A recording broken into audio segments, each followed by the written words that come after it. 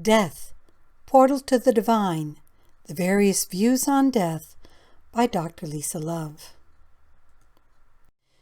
There are a number of different views of death, and honestly, the view that we choose determines to a large extent how we live our lives.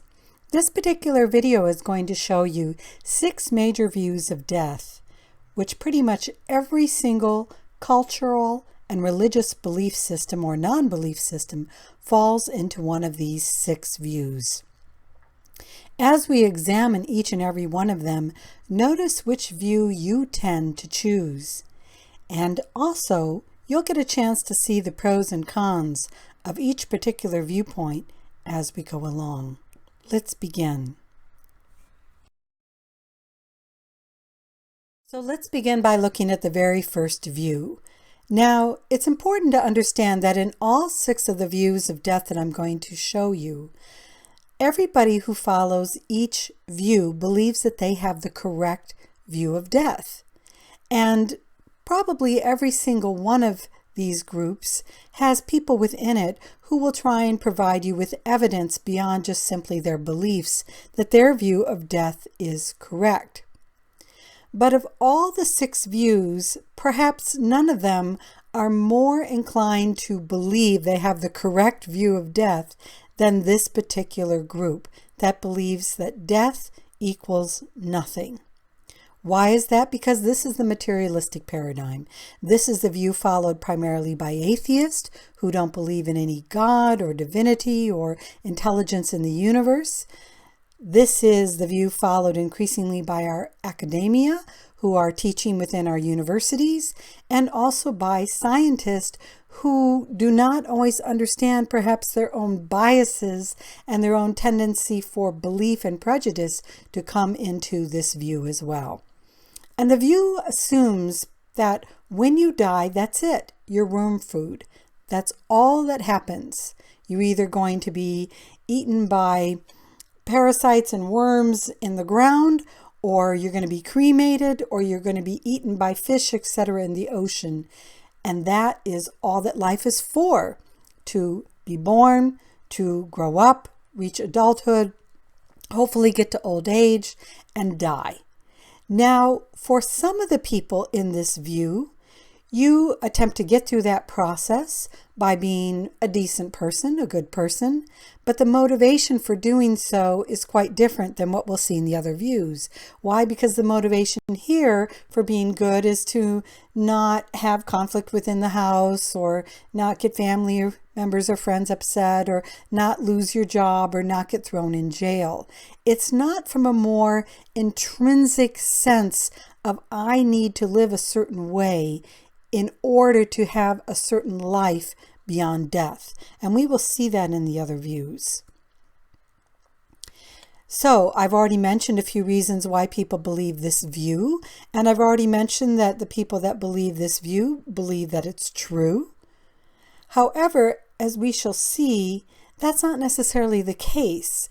There's plenty of substantial evidence to refute this view as absolutely the one and only true belief about death. There is assertions to say that there's proof that this view is true, but there's really not any facts. We haven't looked at the 7 billion people in this world that are living right now, and the billions that have lived before, and the billions that have lived after, and absolutely proven that each and every one of them who dies is simply worm food. Where is the factual evidence for that? It primarily is an evidence that is based upon belief, which is something very, very difficult for people in this view to admit to. So why do people adhere to this view?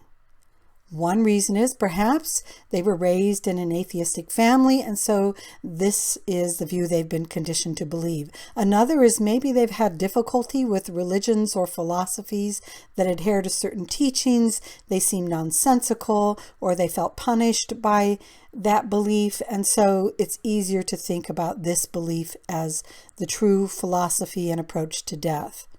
But there's another reason to believe in this view that isn't so pretty, and I'm going to show that to you right now. That view says that if there's no consequences to how you live this life, you can do whatever you want in this life. Life can be an eternal party, a constant pursuit of pleasure, if you can get away with it. And that's the key here, learning how to get away with indulging all of your desires in this life without consequences in this life. Now, one of the best ways to try and get away with that is to have all the money, power, wealth, privilege that you can get so that you're the one that gets all the pleasure and others don't.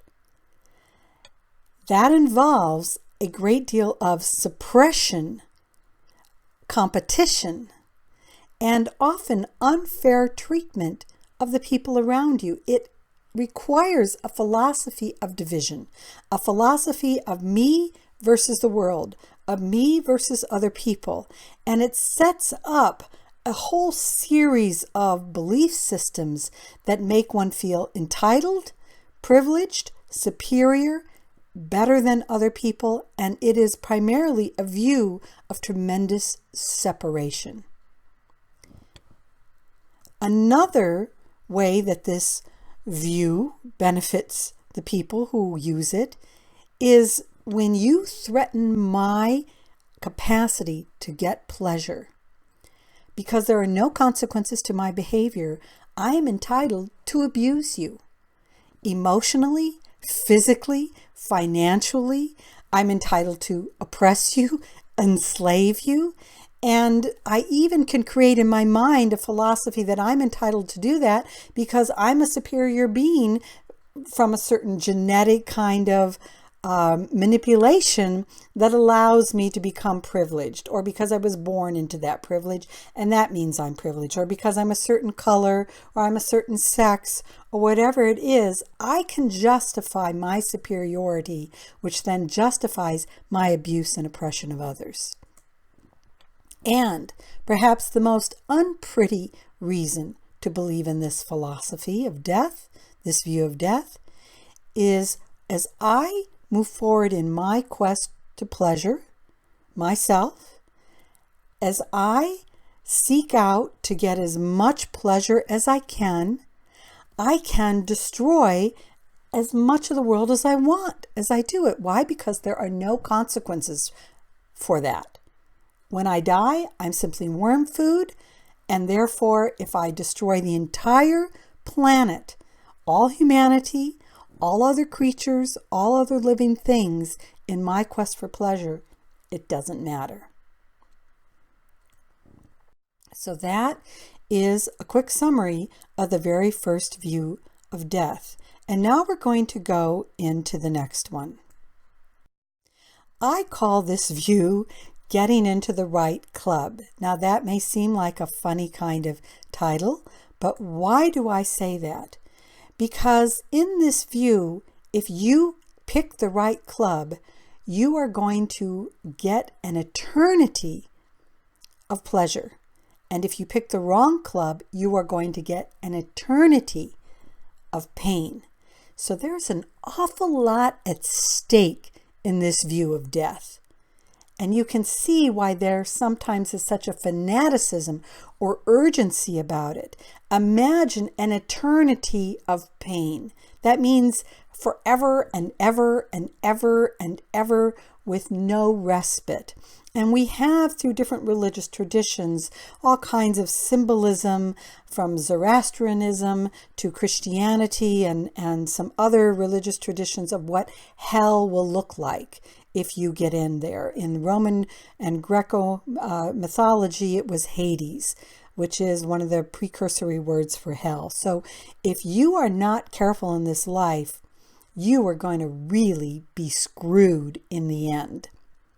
But if you are careful, and the way to be careful is to choose the club with the right rules for getting into heaven, for getting into that eternity of pleasure.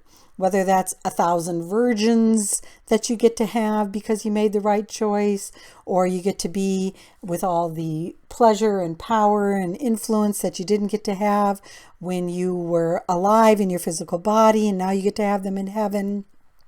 Whatever heaven looks like, and there are so many different views of what heaven looks like, from very lofty, compassionate, caring views to ones that are basically very selfish and materialistic. But the point here is different faith systems have different ideas of what you need to do to get into either heaven or hell. Now, how did this particular view come about? In some ways, it's an antidote to the view before, that death equals nothing. Let's think about it. If I am a really good person, and for whatever reason I am born into a family that is abusive, or I am born a particular race or color that is being oppressed or enslaved by others, or I am born a female and therefore I am being oppressed and enslaved by others, primarily by men. If I am being a really good person and other people get to move ahead of me in a job because they're cheating and stealing from others, and because I don't do that, I am suffering, it's nice to think that there's justice of some kind in the end. And that justice starts to come into play with this view of death. Because, yes, in this life, this worldly life, you may have been a bad person who exploited others, enslaved, oppressed others, manipulated and abused others, and seemingly got all the pleasure in this worldly life. You got all the sex you wanted, all the golden toilet seats you wanted, the golf course exclusive club memberships that you wanted. You hung out with the wealthy people, the elite people, the quote beautiful people, at least maybe on an exterior idea of what is beautiful. But you were a really lousy person. You may have hurt a lot of people. You may have exploited a lot of people. You may have caused death to a lot of people, either because you killed them directly, or because indirectly you starved them to death or exploited them to death, death of other species, death of our planet. That doesn't seem very right. But in this view, getting into the right club, there's justice. You, in the end, for your little bit of worldly pleasure, get an eternity of hell. So you can see why this view appeals to people, especially people who feel oppressed and exploited. It is a way for justice to finally happen. Now, one of the difficulties with this point of view is that it also can create a lot of conflict, because who has the right idea of what you need to do to get into heaven? And who has the wrong idea? And the consequences are so serious, because if I choose the wrong club, I'm really in trouble forever. So I need to know the right rules to live by. But then, who has the right rules? Do I follow the rules of the Jewish faith, for example? And that may include certain dietary restrictions, certain do Sabbath on the Saturday instead of the Sunday, etc. I mean, is that the right faith that I choose? Or do I choose the Christian faith and now my Sabbath is on a Sunday, for example, and now I get to eat certain foods that maybe in the Jewish tradition I can't eat? I have different holidays I'm supposed to celebrate instead of the ones that were celebrated in the Jewish faith. But even there are so many different views, even within the Christian faith. Am I supposed to be Catholic? Am I supposed to be Protestant? Even within the Protestant faith, there are dozens, some say hundreds, of different ideas of what it means to be the right kind of Christian. And what if I'm in the wrong Protestant faith out of these 100 faiths? And what if I'm following the wrong teacher of a church? What do I do? Because again, the odds are so serious here. If I choose the wrong club, the consequences are really severe. And we could also say the same in the Muslim faith, in the faith of Islam. Again, now, if I don't get to Mecca and go around the Kaaba, what am I going to do? Am I screwed? If I'm not a Muslim, do I get into heaven in the same way as if I'm a Christian, as if I'm a Jew? And again, we see this tremendous conflict in the world, especially within the, quote, holy city of Jerusalem, where the stakes are so high, because these are the three major faiths that tend to believe in this getting into the right club point of view. That's why I've put them there. And so we see them constantly competing with each other, criticizing each other, struggling with each other over who has the right set of rules, the right set of beliefs, the right teacher or teachings to follow that will get them into heaven or will lead them, unfortunately, into hell. So before we go into the third view of death, I hope you're starting to get a sense of why knowing what you believe about death is so important and how it is influencing so dramatically your view of life and the pros and cons of that particular view. So now let's look at a third view. Now we come to the third view of death, and I call this view death equals evolution. And why do I say that? Because in this view of death, which involves an afterlife, you don't simply have an eternal hell forever or an eternal heaven forever. Rather, you have a process of change or evolution. Now, what you do is if you end up in hell, and not everybody starts out in hell, but if you end up in hell, you can move from hell into a place of redemption known as purgatory. And then if you end up in purgatory, maybe you start there because your life wasn't so bad that you ended up in hell. Maybe it was a mixture of good and bad, so you start out in purgatory.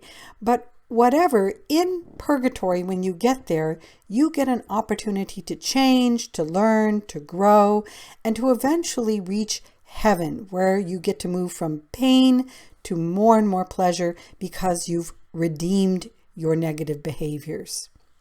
You've learned how to grow and become more conscious, and therefore you've made it into heaven. Now, in some of these views, in purgatory, what you've done is you finally learned to make the right choice. So you've decided, oh, that was the wrong religion or the wrong belief system. And yes, I need to change over to the right belief system. In fact, there are some groups, including the Mormons, where they are actively working on people in the afterlife to try and redeem them and get them to change over to their view of the right choice, which is the Mormon faith. And they will actually research people's ancestors and try and work on the inner planes to get people in this purgatory or hell states to change over into the right choice to choose their faith. So that is another thing that can go on in this particular view. Again, the goal here is to keep everybody moving upward on the spiral, and that can either be forevermore, which some belief systems adhere to, or it can be, as I said before, to get them into heaven, which will be like a final state, or it can be they get into heaven finally when they make the right choice. So there can be kind of a blending here, and we'll see how that shifts. Now, one major faith in the world that adheres to the idea of purgatory is the Christian faith of Catholicism. And the Catholic tradition actually got in trouble at one point because they were helping people get out of purgatory through the practice of indulgences. In other words, you could buy your way out. If you paid the church enough money, or if you did certain things to redeem your sins, then you could buy your way out of an eternity of hell and move into heaven. Or you could even pay to get your relatives out, and then they would get into an eternity of heaven. And that is one of the things that the protesters, the Protestant revolution started by Martin Luther, which started with the Lutheran faith of Christianity, the Protestant faith of Lutheranism. That is one of the things that created the big revolt. Because in this view, one of the downsides is you can start to exploit people in the purgatory state to try and go the way you want them to go. And you can prey upon their vulnerabilities and their fears as you attempt to get them to change to your view of what is the right club. And I've already mentioned how in the Mormon tradition, they can have this kind of idea as well, but not through trying to pay your way out, but through them trying to work on people in these afterlife purgatory states to get them to make the right choice. But there is another view of death equals evolution that doesn't bleed into the view before of heaven and hell and picking the right club. And that is a view held a lot by some people in the New Age and New Thought movements. Now, this is a mixed group, the New Age and the New Thought people. They may choose to believe some of the views that I'm going to share coming up, but in general, some of the founders of this particular New Thought movement believed in an ongoing process of evolution without this need of redeeming yourself through exploitation. They still hold to a certain notion of purgatory in the sense of you continue to grow and change and evolve in your consciousness. So for them, purgatory is more a place like a school of learning where you continue to grow and change in consciousness to become more evolved, more spiritual. And they may also see that this spiral goes on forever. There's not a final resting place known as heaven in this particular view. So this is kind of two wings we're going to see. The one wing, death equals evolution, bleeds into death equals getting into the right club.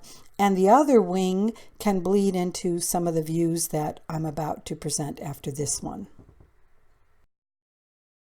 So what we've noticed so far is that the first three views that we've studied, death equals nothing, death equals getting into the right club, and death equals evolution, all involve a process whereby we live one life.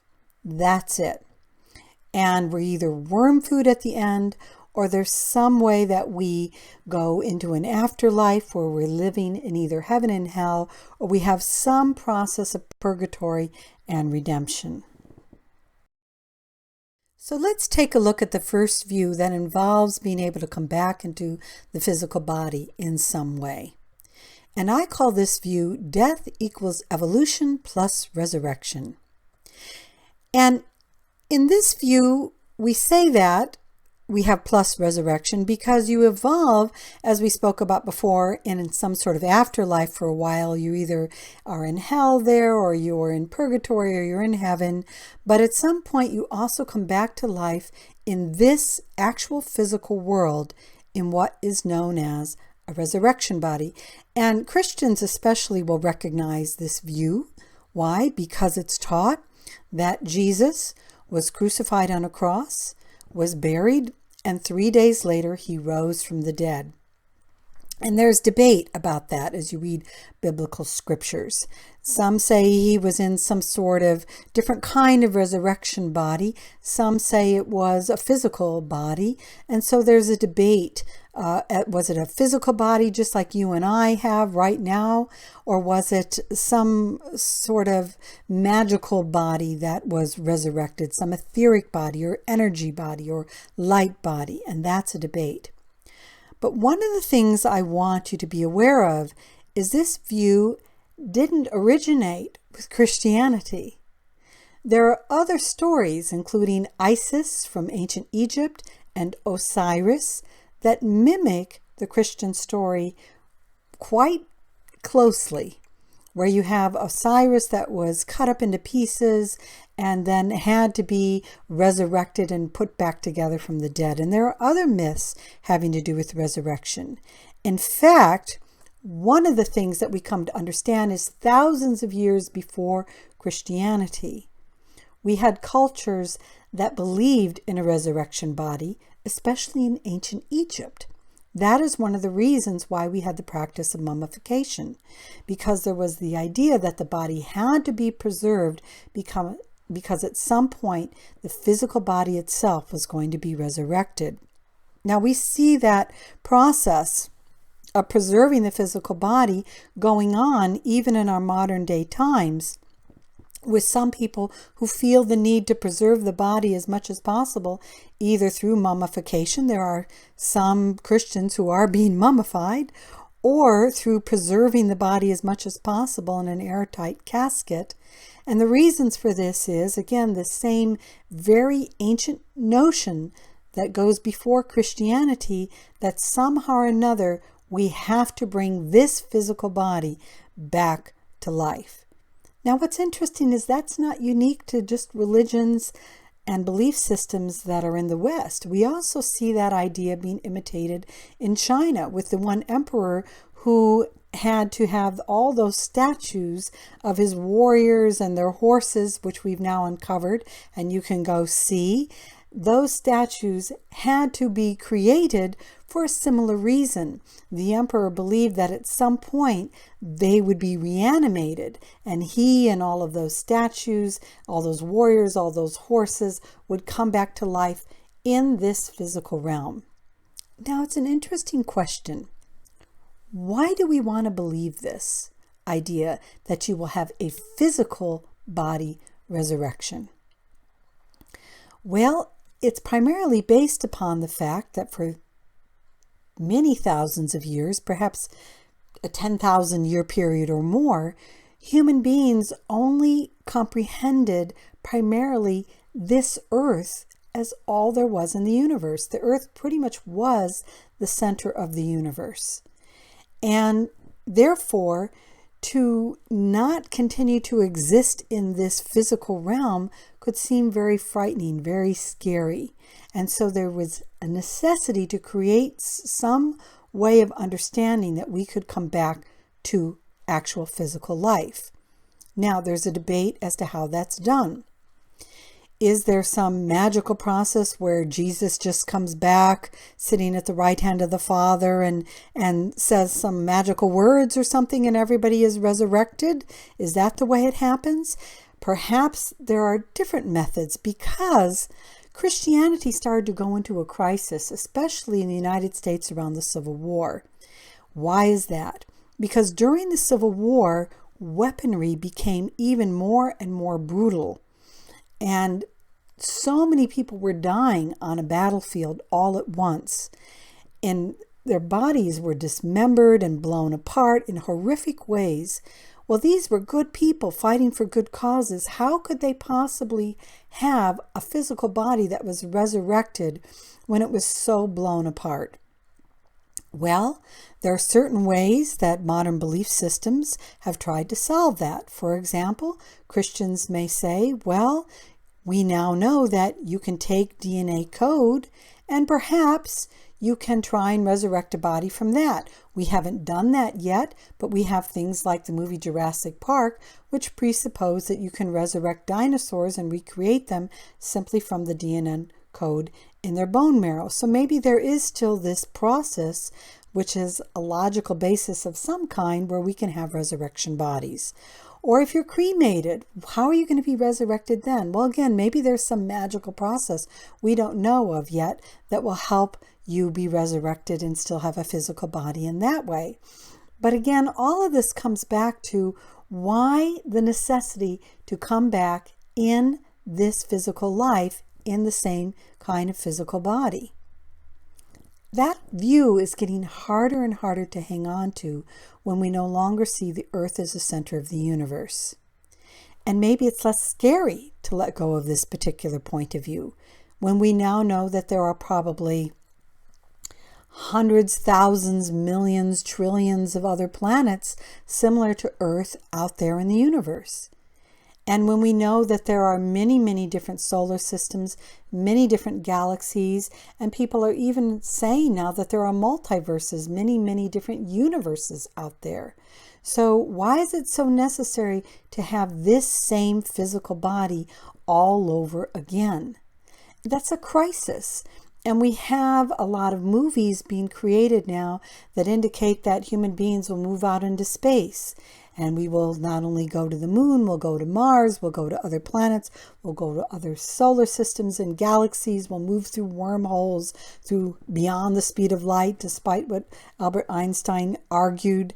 And so it's, for a lot of people, getting harder and harder to believe in the necessity to have this physical body actually resurrected. So that's the first view based upon the lower tier here of bringing a body back to life in some form. Let's now go on and look at the second view. And this view that we're going to study next is held primarily in Eastern religions. So now we're going to look at the view death equals evolution plus reincarnation. And what is interesting about this view is you don't get just one life and then you become nothing, or go into an afterlife. And you don't get just one body that is resurrected. You get many, many lives, and you get many, many bodies. And why is this? Well, one of the reasons for this is, if you think of just the resurrection view, there are human beings that have been alive 2,000, 3,000, 5,000 years ago. And their consciousness, their way of being, and even the brains of that body and that physical body itself would look very different from us today. So if we only get one body and one shot, and that body gets resurrected, it may be extremely different than the bodies of everybody else around and the consciousness of everybody else around. So in this view, consciousness evolves with the body. Consciousness continues to refine the body. It's similar to the scientific view of evolution, even where they believe death equals nothing, where they can look at the evolution of human beings over time and they say, yes, human beings have evolved over time, but they don't think any of those human beings have an afterlife or come back to life, either resurrected or reincarnated. This particular view says, yes, human beings evolve over time. Why? Because the consciousness of human beings evolves over time, and the consciousness precedes the evolution. So as the consciousness evolves, you come back, you're reincarnated, and you get a different kind of body. And you have to keep getting different kinds of body because consciousness continues to evolve up a never-ending spiral. This is similar to where I talked about the afterlife view of death equals evolution. Only they don't think that you come back into a body. They don't think you're reincarnated or you're resurrected. They just think you do it in some ethereal plane somewhere else. This view says, no, we have to come back. And we have to come back primarily because we're not just having one brief life on this planet and then we're out of here. We are connected to this planet. We belong to this planet. So none of us get out of here until we all learn how to redeem and uplift the matter, the material world. And that's one of the beautiful ideals of this particular view of reincarnation. So it is not just simply a ladder that we go up and then we go into some sort of afterlife. It is rather a spiral where we keep going, where bodies and also consciousness evolve together. Now, there are some problems with this death equals evolution plus reincarnation view. And I'm going to share what some of those problems are. One problem is, if I have many, many lives, why would I rush? Wouldn't I just take my time and not be in a hurry to evolve? And that, in fact, we see that happening, especially in some of the Eastern religions and countries where those Eastern religions are practiced. Now, there's been attempts in Eastern faiths to tweak that by saying, well, getting a human body is very precious, it's very difficult, so when you're in this body, you have to really work hard so that you get a good human body, not only in this life, but in the next life, because you could de-evolve. If you don't work hard, you may not come back with the same kind of human body or in a very good human life. So you really want to take advantage of whatever life you have to make it the best that you can. There are some other problems with this death equals evolution plus reincarnation view, and that has to do with the caste system. The caste system stratifies people into different groups, and some groups are not superior and some groups are superior. And the groups that aren't superior, known as the untouchables, for example, in India and in the Hindu tradition, they are not superior because of their bad karma. Somehow or another they were bad, and that's how come they're in a life where they're an untouchable. Or if you've been really, really good over a number of lives, you are born into a life where you're a Brahmin, where you're in the priestly caste, and in that caste, it's proof that you are a really good person. Well, this is kind of similar to the death equals nothing dilemma. What if you're born a Brahmin and you're not a very good person? What if an untouchable is a good person?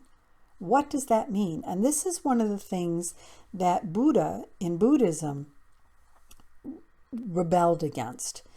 And he taught that it isn't dependent upon caste. It's dependent upon consciousness. So just because one is born a Brahmin isn't proof that one is more evolved than somebody who's an untouchable. Well, that's a really radical idea.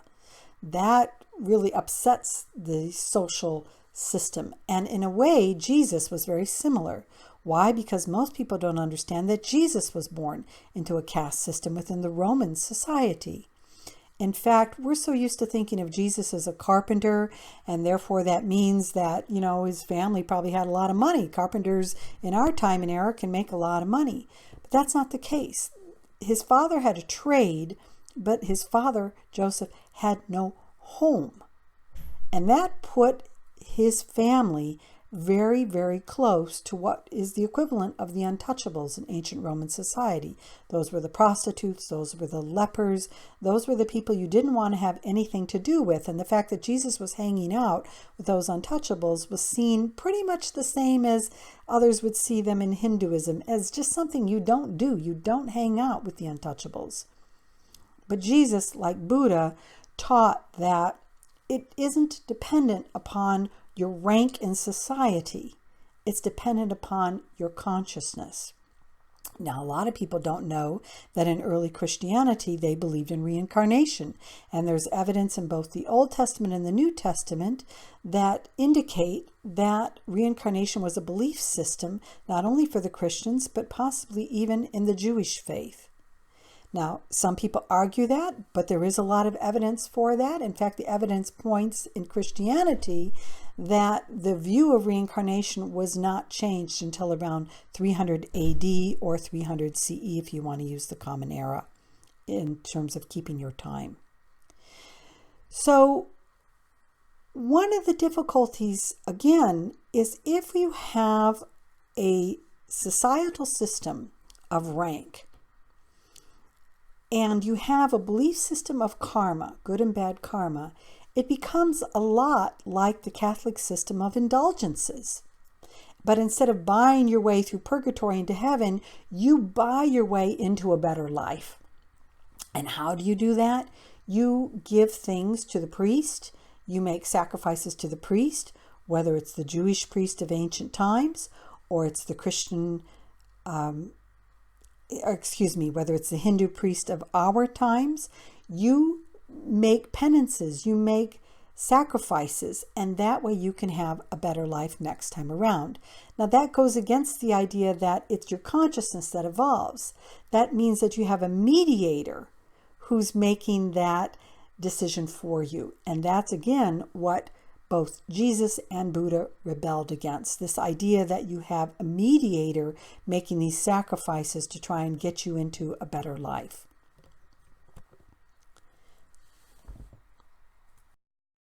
So now we've spent a little time talking about 5 of the 6 views that I'm sharing. And for those of you that are students of comparative religions, you pretty much will have recognized these 5 views. Maybe you haven't sorted it out in quite the way I have or articulated it in quite the way I have, but you've recognized them. Also, if you're not a student of comparative religions, you may have been surprised by some of the things I've said, or surprised by some of the motivations and problems of each of these particular views, and maybe it's a chance for you to reflect upon that in your own life. But now I'm going to share a 6th view, which isn't talked about quite as much and very few people consider. So now we're going to look at a view that I call death equals evolution plus reincarnation leading to resurrection.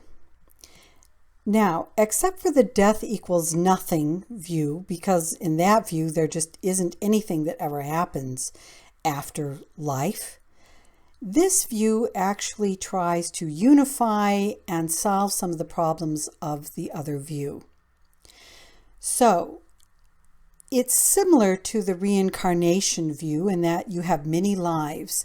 Why? Because consciousness evolves with the body, with the material world. And you go through that spiral leading upward and upward as that consciousness evolves. But you do so not needing a mediator to make sacrifices for you. You do so out of the initiative of your own conscious evolution through your own soul, your own spiritual being. And as that consciousness evolves, you have more and more of a sense of unity or at-one-ment, a word which also is known as atonement. You are able to include more and more into your experience, into your understanding, and even in terms of being able to identify or at one with many other states of consciousness, many other ways of being. And what this creates over time is a very inclusive mind and an extremely compassionate heart. Why? Because you have been all things. Because through your consciousness, you are at one with all things. And in that realization, when you come back life after life, you're doing so for less and less selfish reasons and more unselfish reasons. And you don't need a priest or a mediator or somebody to do that for you. In fact, you're the only one that can do it for you. And I say that because in my town, the New Age version of death equals evolution plus reincarnation is, I had a young man who was charging people $5,000 and getting it in order to get rid of people's past karma. He was claiming to be a very enlightened being, and so he was manipulating others to say, I can get rid of your bad karma if you give me this cash. Well, this particular view, death equals evolution plus reincarnation leading to resurrection, doesn't believe in that. Nobody can do the work for you. Now that can be a problem because it takes away the power of the priestly caste or this New Age man or whoever to do the work for you. You have to do it yourself. You have to expand that consciousness under the guidance of your own soul, your own spiritual being yourself. There are people who can point the way, whether they're gurus or saints, or whether it's Jesus or Buddha or Muhammad, whoever. There are people who can point the way, but you have to do the work yourself, similar to death equals evolution. It's up to you to make the changes, but you make these changes in connection with the world, the physical world. So you can't just escape like you do in death equals evolution and get out of here. You have to come back. And you keep coming back, not just by getting off the wheel of rebirth, but by creating not just a resurrection body, but a resurrected world. Jesus called it the kingdom of heaven on earth. It is a process of redemption. Now, the resurrection body here isn't going to be one human body that you had in this life or 5,000 years ago in a life somebody had that is suddenly resurrected from the dead. It is more in alignment with the idea of a light body. In the East, they call it the Maya Varupa. And there are even stories of not just Jesus having a resurrection body, but other people. One is known as Babaji, who has a resurrection body. And so this view holds that you don't get the resurrection body until you've evolved enough through many lifetimes till you yourself have learned how to create the body of light. And at that point, you can either choose to get off the wheel of rebirth, using the Hindu idea, and go into other realms, so to speak, or you can choose to stay here like a redeemer or a savior or a bodhisattva and continue to help others evolve. And you help others evolve both in the world and out of the world. It's a process that continues no matter where you're at. So why then do we have to come back? Why can't we just have death equals evolution? Again, because we're not just having one life and then we think we've done enough. We think we're, able to just get out of here and leave everybody else behind. We are connected to this world, and therefore we're responsible for the care and well-being of the earth, of other species, of other people. It's our responsibility to do that. Now, one of the difficulties with this view is it can seem daunting and overwhelming to a lot of people. Why? Because to have an inclusive mind that is able to include more and more points of view, more and more philosophies, more and more teachings, to become that inclusive is a lot of work, and it can make one feel very inferior. And especially if you want to think that you are in the right club and you've chosen the right person and it's an easy path and you just want to not have to do that kind of work, this kind of view of death is something you just don't want to even think about, let alone accept. But for others, it's a very inspiring view because it's like a school that you always get to be in. And it's a way of being where as you live your life in this earth, you want to feel very connected to more and more and more species and the planet and humanity. And that's what creates the Christ-like, compassionate bodhisattva heart. That's what creates the natural urge as the mind expands and gets more illumined to expand the heart with it so that you can truly learn to love and be compassionate on this earth. So there you have it, a brief overview of 6 major views of death. And I've tried to the best of my ability to include all the views of death that there are. And I think I've done that. I think you can pretty much look at different faiths or non-faith systems and you can see where they all fit somewhere in these different views. But now I have a question for you. Which view of death, which path is yours and why? As you go through this video, and you may want to go through it again, do you see how you yourself may have been conditioned by your parents, by your society to believe a certain view of death? Are you open to considering another view of death? Are you willing to think about the positives and negatives of each view? Is there a way you can overcome those negatives and move into a more positive view of death? That's why I've created this video for you to consider. It can also be useful because as you look out and see how other people are living their lives, it may become more and more apparent to you, without even asking them, how they also view death.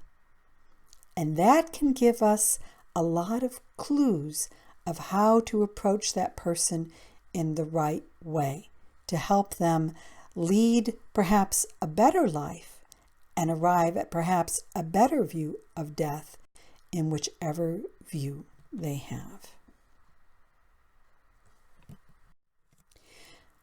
So that's the conclusion of this video, and I want to let you know that all photos were purchased for use from 123rf.com. I'm always very vigilant to make sure that I have the rights to use whatever it is that I'm producing. The narration was done by myself, Dr. Lisa Love, and you can learn more at my website.